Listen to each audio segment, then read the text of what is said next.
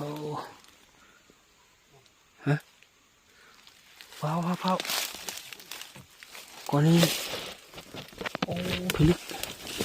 แต่ว่าเขามาเดือนเอาแจ้งมือคำว่ามาปลายลำนี่ยามมันหมดปะมันไม่มาโอ้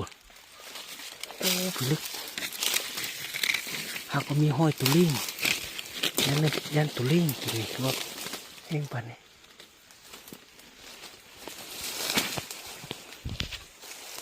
แต่ห้อยเห็นตุลิ่งหักง่ายโอ้ตุลิ่งแล้วโบ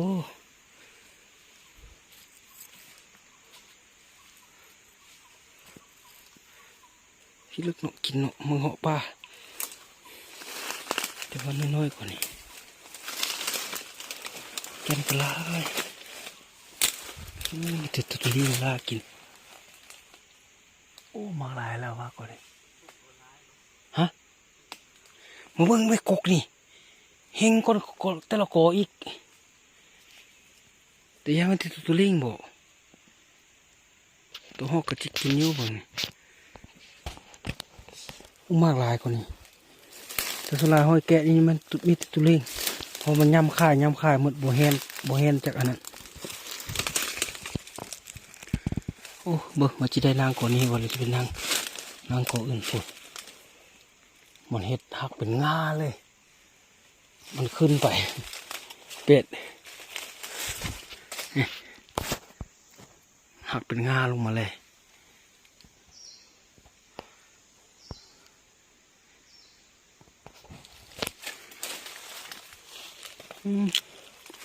มือนึงมีปัญหาแล้วมือน่ะมือเศร้าเนี่ย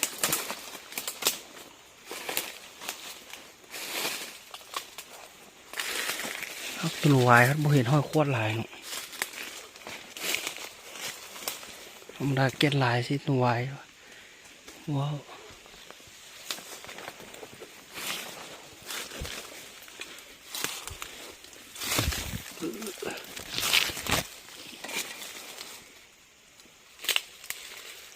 ติดตามมาเปิดคลิปอยู่กกมากพี่แหละคลิปก็บ่อยากค่ายหลายบ่อยากค่ายละบ่มีคนเบิ่งวิวขึ้นช่วงนี้เราบ่ได้ถ่ายดีนี่เป็นลิงหักลงเบิ่งสิที่มักเจียง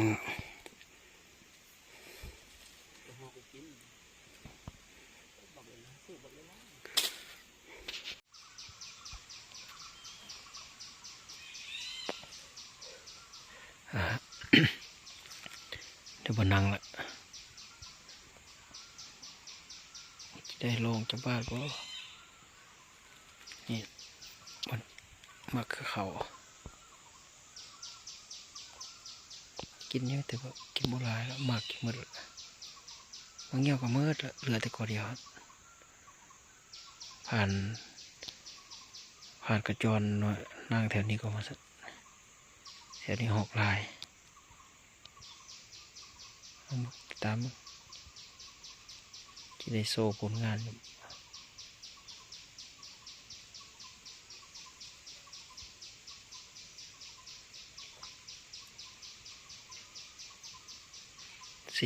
4 โมงปลาย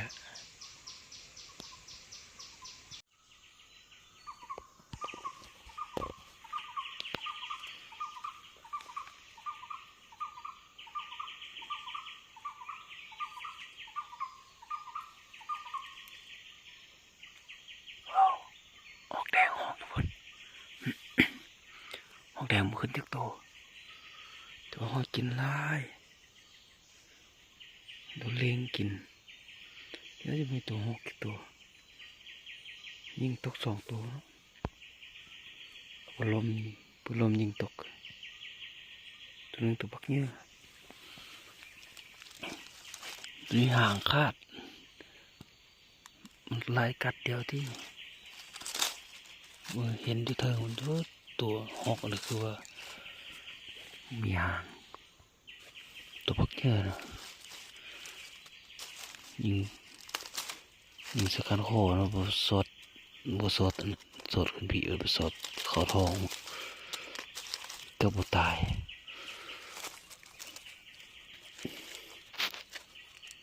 สองตัวตรงนั้นวานยิงตก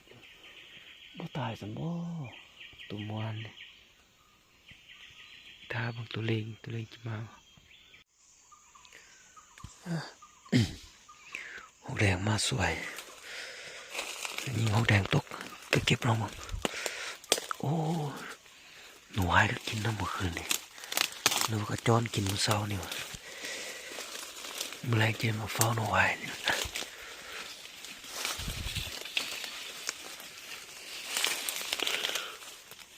สวยอ่ะหกแดงขึ้นตัวนึงตรงวัด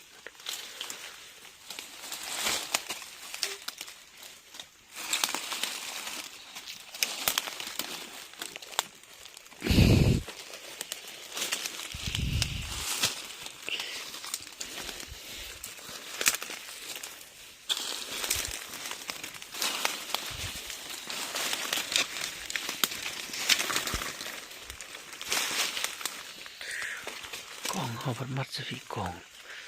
หนูหายเมื่อคืนนี่แหละไม่ได้เอาออกแรงจิลองมัดเสือเป็นลมลงมามันมีสโคปบุษดสม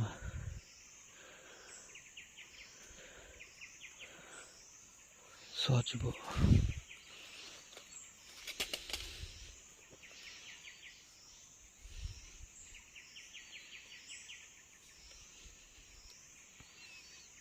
สอดก็ได้เป็นหอยสอด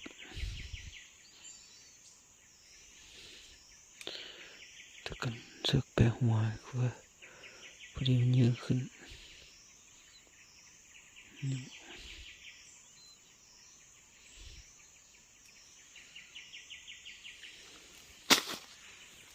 มาตัวนั้น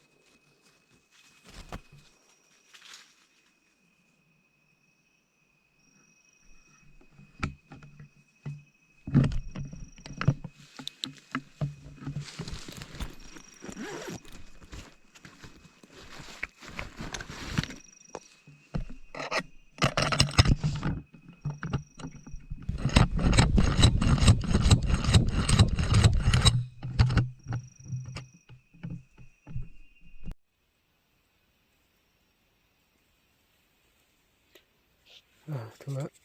เดือนขึ้นแหละเข้ากินน้ำแล้วเราเก็บได้3 ตัวหน่วย2 คนได้พูดละ3 ตัวผ่านเป็ดก็ได้3กองฮอกกับปืนลมยิงได้3 ตัวตัวในผ่านเป็ดยิงเวอร์แรงนึงก็ได้คำนี้โอเคอยู่ ข่ก่อนแรงวันนี้ได้หนู5 ตัว6 ตัวเดียวเอา6 ตัวหนึ่งพัดบ่ตายซะตัวเบิ่งเมื่อตอนเช้าตัวดูก็ยังมีอยู่แหเนาะเดือดแจงเดือดขึ้น8 โมงครึ่ง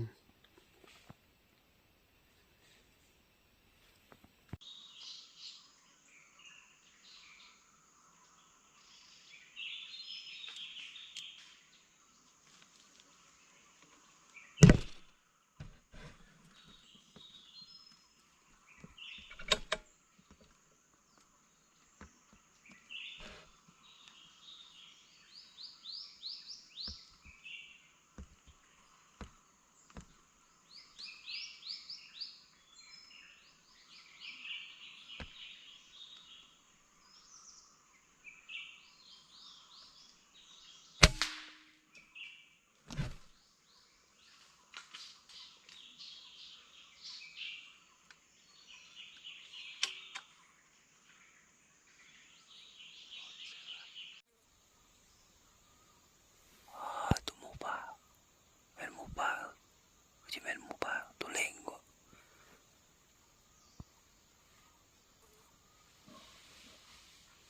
โอ้ตัวหมูเลย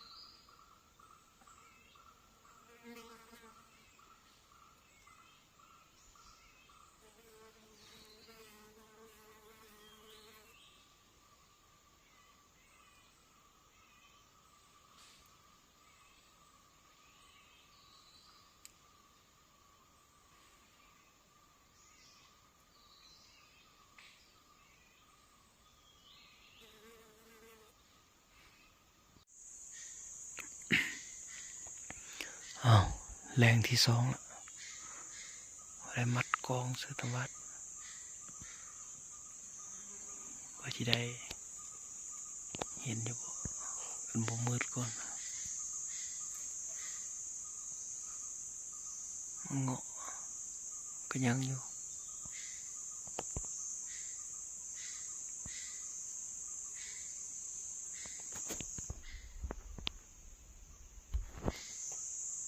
ยังเขาบนลายวันนั้น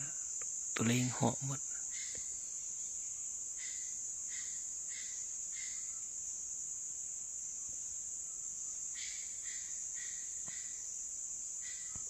ติดตามมาเมื่อเช้ามันยิง3 ตัวบริท้าย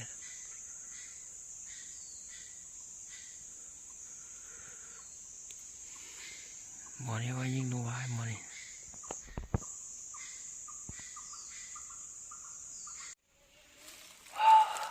หอยหมูป่าเมื่อเช้านี่เขาได้ยินเสียงกินนี่เทมาแต่ฝนลมมันว่า3 ตัว4 ตัวหอยกันเนื้อตัว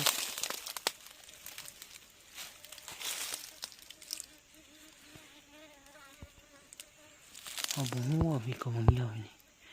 ก ก็มาเงาะจามนี่นอนเฝ้นี่มันหมด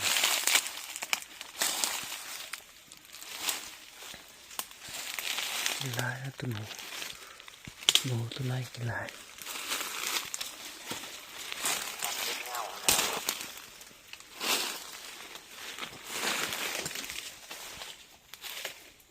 มีเสียมเป็นตะขุดปวดขุดเลย อ้าวบทสีขุดยังเอามีดขุดเถอะเอาไม้ขุดเถอะมันส่งขุดง่ายไปเบิ้งน้ำเดียวเว้ยบาง กันปัญหากับเขาซ้ำนี่เป็นตะขุดสุ่มเหี้ยสุ่มเหี้ย โอ้ยเอาผ้าฟันเอาก็ได้นะกกมาเฮียนะครับมันโบคัดไปทางเนื้อพุ่นนะแต่มันสูมเฮียอยู่สิเนาะมันมาเจาะออกอยู่พี่เนี่ยมันเข้ามันออกมาอยู่ย่านน้องพี่ขันมาขันมันเข้าหูนั่นเลย มันจะเบ็ดเขาเสื้อสุ่มเหี้ย ผ่านขึ้นไปขึ้นหนึ่งย่างอยู่หนูหวาย5 ตัว พดยังไงปีกนกเขาเขียว น้ำมันนะ มันพดนั่นเนี่ยบรรยากาศจะไปผู้พาดกระจรเพิ่นได้ตัวหนูน้อยถึกกับ2 ตัวมันซะ นกเขาเขียวนกเขาเขียวอีกตัวห้องบ่ขึ้นน่ะมันไปเจออีกกอนึงหมูป่ามากินกอนึงพุ่นโอ้เกิดจิมันเวียนมันได้กินเฮาว่มันสิมาก่อเฮาอยู่แหละ แล้วมันขนาดกูอยู่ถึง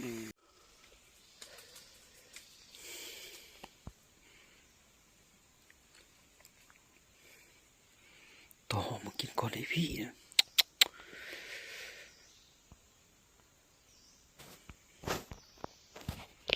โอ้ตัวหมูป่ามากินมากอันนี้แกนไม้ตกสมโอ้แต่จอบมานึกว่ามันจะไปกินก่อนเนอะมันยำกินแก่นนี่โอ้นี่หอยมันมาเทขบอยู่เราคิดว่ามันจะไปหาคนแทนมากินมากอันนี้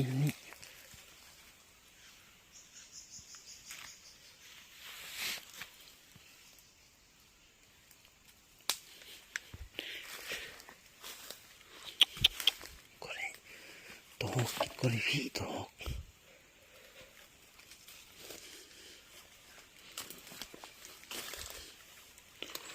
นั่นก่อนเนอะตัวเลี้ยงกินวัดตัวอ่อนนี่ก็อยู่หลายหูเลยอยู่ในกัด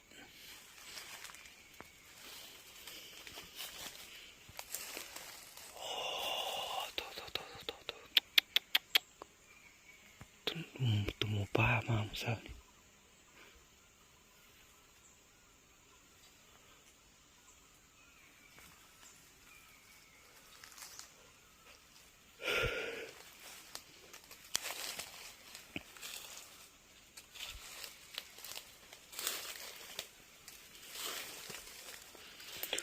ป้ามากินเลย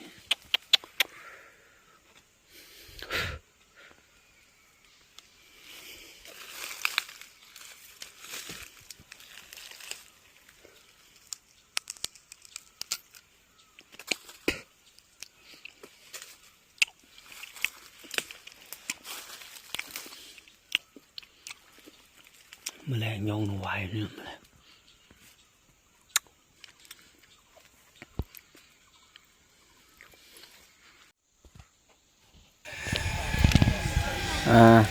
ใกล้จะหมดละก็น่าจะถ่ายคักๆแต่กดเบิ่งกดแชร์ซอยเดียวเบิ่งซอยเดียวให้ยอดวิวขึ้นว่าให้คลิปละ1,000 ปลายวิวก็พอมีแหงถ่ายอยู่นี่ผ่านมาบ่ฮอด1,000 วิวคานถ่ายบางส่วนเดียวนะติดตามเท่านาจิตซอกสโคปไปวันนี้บ่ถ่ายหลายแล้วจับสโคปไปส่องตัวยิงหอกจังคักก็สิจบคลิปแล้วล่ะ ถ่ายก็บ่เป็นขั้นเป็นตอนสุดนี่ กินนาทีเนียนละ เอ้ยก็ได้สเต็กอยู่ ย่างเหนือ แตกกันดีเท่านั้น โอ้ กินบ่ได้บ่หวานหวานหมดบ่โอ้ได้ห้องเดียวแดงตัวเดียวครับเอาเป็ด เข้าเรื่องวันที่ หึ มันบนหลังเนี่ย มันเมาอ่ะนะจุยลมมัน